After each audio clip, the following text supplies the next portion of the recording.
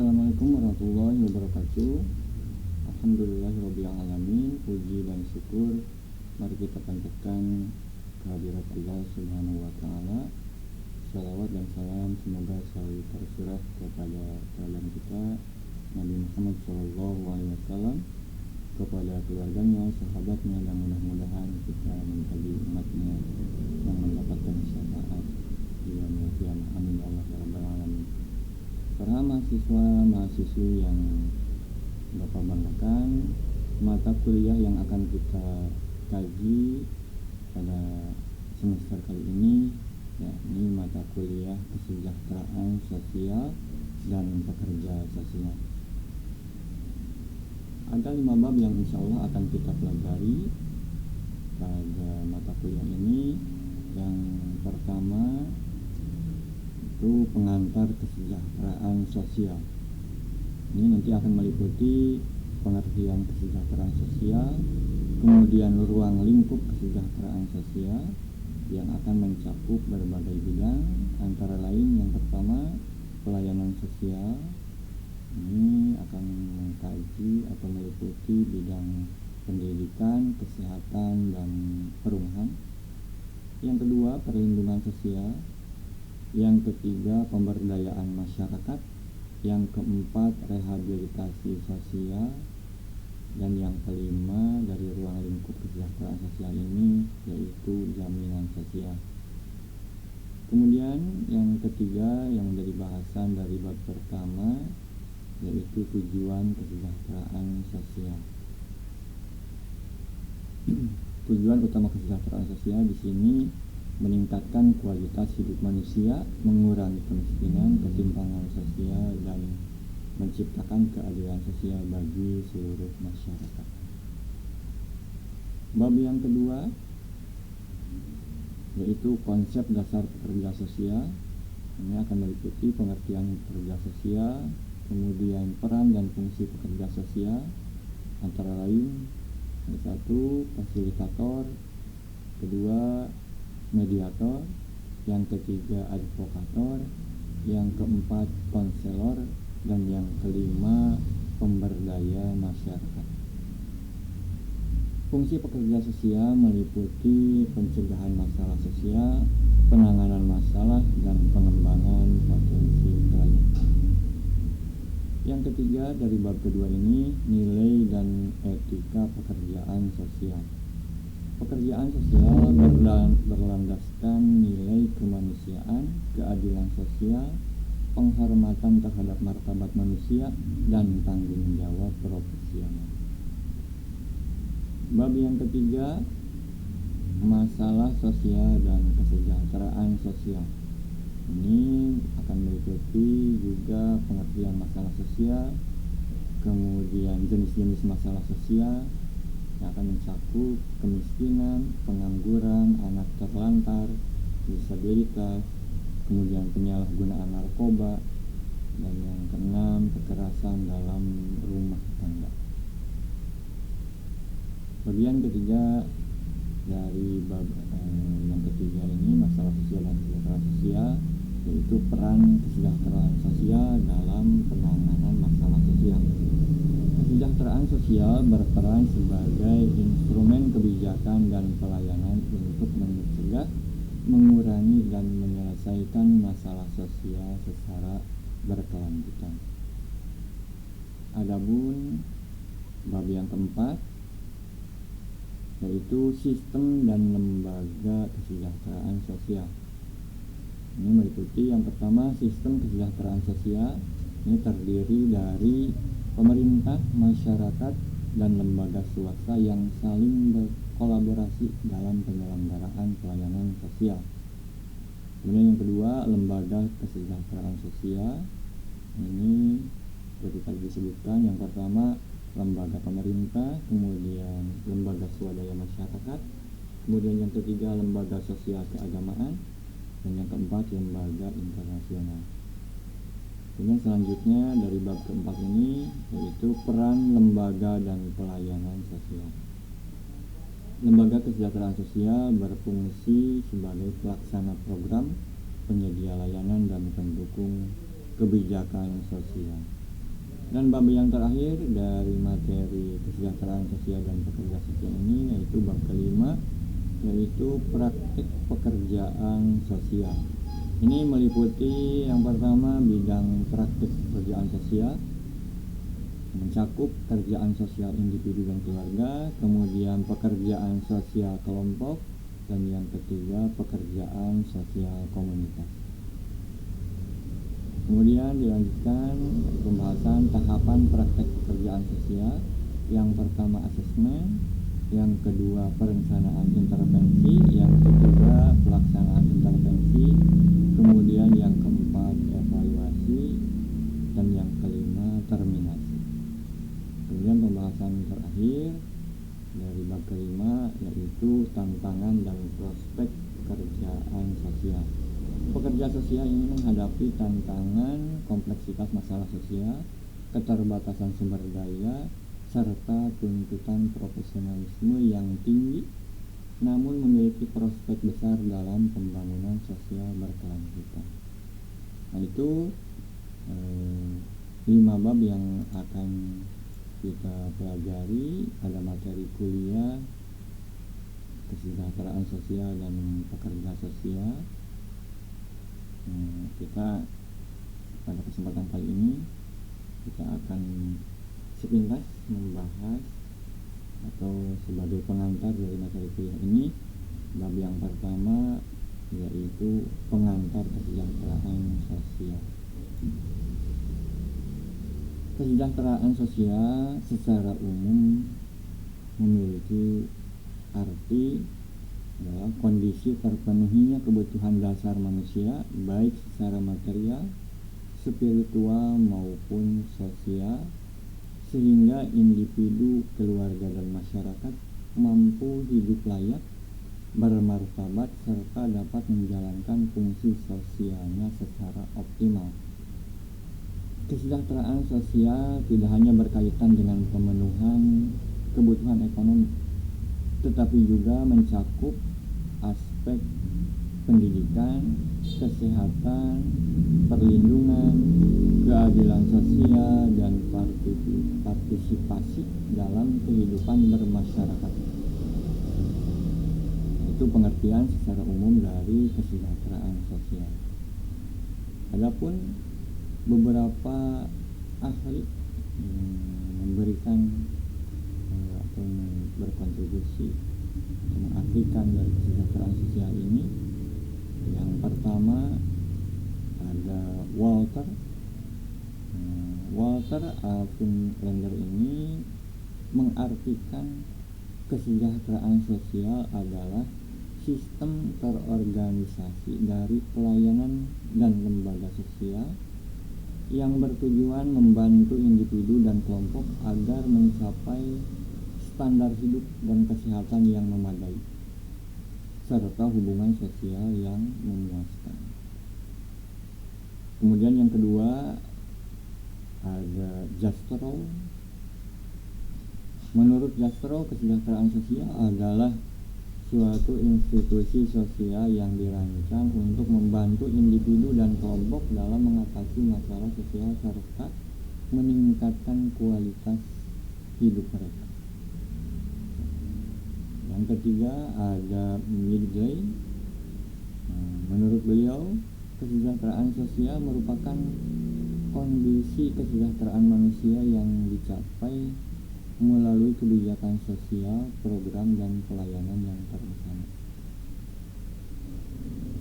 Adapun pengertian kesejahteraan sosial menurut Undang-Undang Republik Indonesia yaitu nomor 11 tahun 2009 tentang kesejahteraan sosial.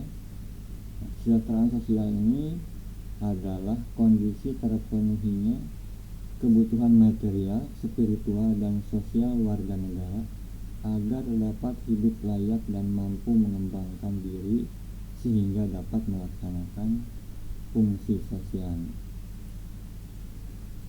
Dari definisi tersebut dapat disimpulkan bahwa kesejahteraan sosial bersifat komprehensif, mencakup berbagai dimensi kehidupan manusia.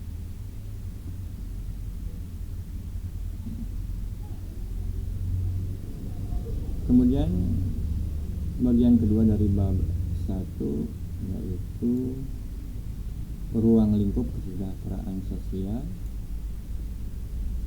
Ruang lingkup kesejahteraan sosial meliputi berbagai bidang pelayanan dan intervensi sosial yang bertujuan meningkatkan kualitas hidup masyarakat, khususnya kelompok rentan dan marginal. Ini dicakup tadi, seperti tadi di awal disebutkan. Yang pertama, ruang lingkup kesejahteraan sosial yaitu pelayanan sosial.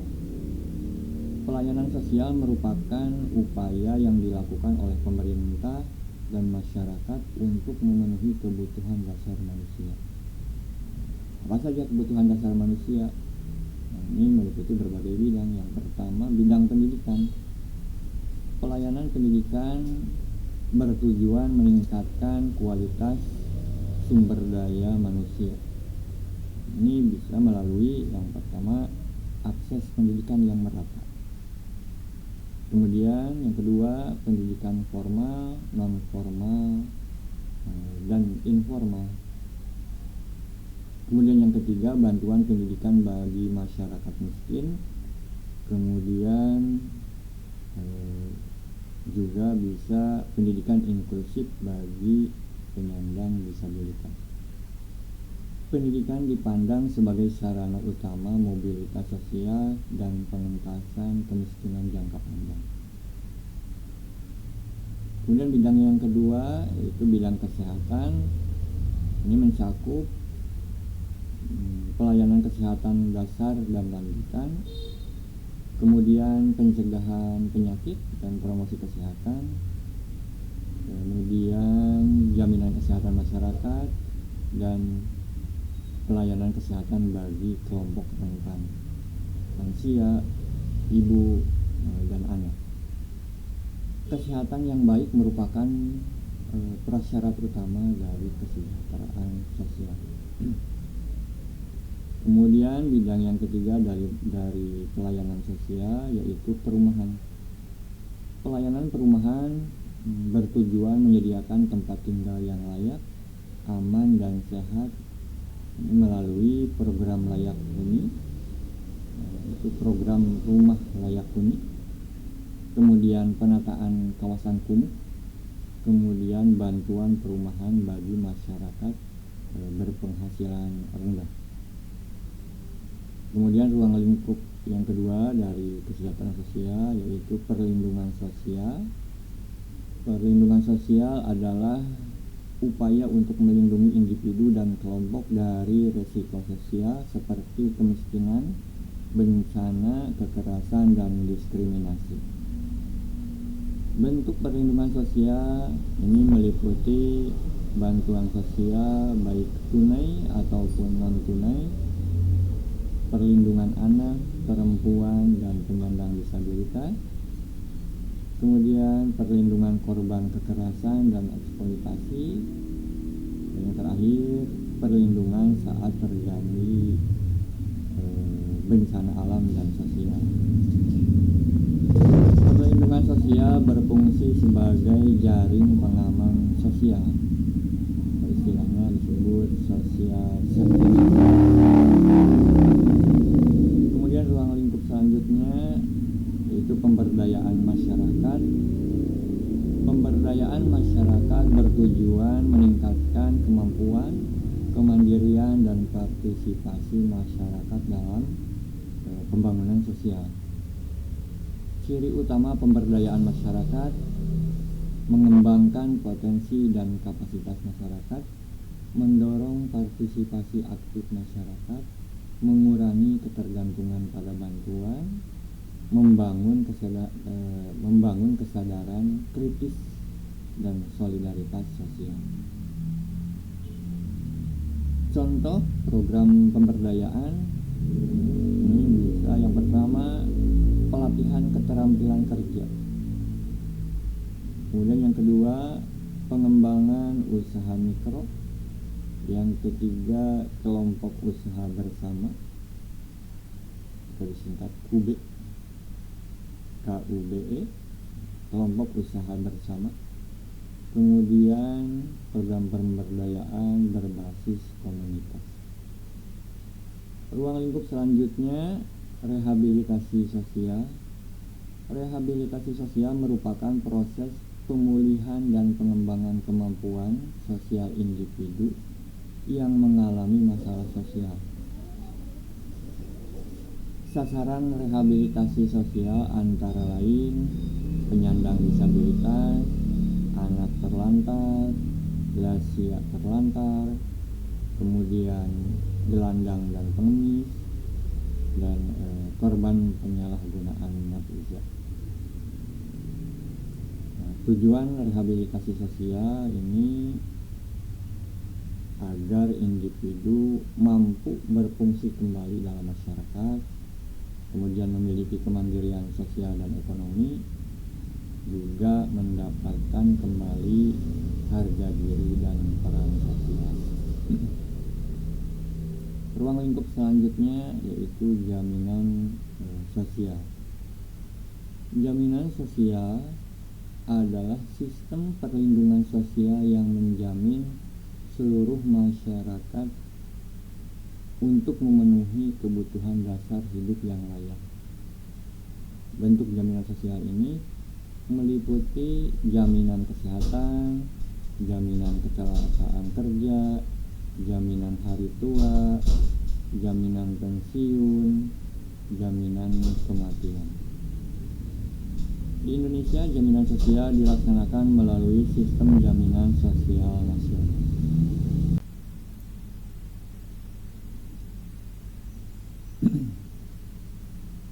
Kemudian tujuan kesejahteraan sosial. Tujuan utama kesejahteraan sosial adalah mewujudkan kehidupan masyarakat yang adil, makmur, dan bermartabat. Secara khusus, tujuan kesejahteraan sosial ini meliputi yang pertama, memenuhi kebutuhan dasar manusia agar setiap individu dapat hidup yang layak secara fisik, mental, maupun sosial. Kemudian yang kedua, meningkatkan kualitas hidup masyarakat melalui peningkatan pendidikan, kesehatan, dan kesejahteraan ekonomi. Yang ketiga, tujuan kesejahteraan sosial yaitu mengurangi dan mencegah masalah sosial seperti kemiskinan, pengangguran, ketelantaran, dan ketimpangan sosial. Yang keempat, mengembangkan kemandirian dan partisipasi sosial. Masyarakat didorong untuk aktif berperan dalam pembangunan sosial. Kemudian yang kelima, mewujudkan keadilan sosial dengan memastikan bahwa setiap warga negara memperoleh hak dan kesempatan yang sama. Itulah bab yang pertama tentang pengantar kesejahteraan sosial. Bab ini memberikan landasan konseptual mengenai kesejahteraan sosial sebagai bidang ilmu dan praktik. Pemahaman tentang pengertian, ruang lingkup, dan tujuan kesejahteraan sosial menjadi dasar penting bagi para mahasiswa untuk mempelajari peran pekerja sosial dan kebijakan sosial pada bab selanjutnya. Demikian materi tentang pengantar kesejahteraan sosial. Insyaallah pada kesempatan berikutnya kita akan melanjutkan pembahasan tentang materi kuliah kesejahteraan sosial dan pekerja sosial ini dengan kita lanjutkan ke bab berikutnya. Terima kasih. Assalamualaikum warahmatullahi wabarakatuh.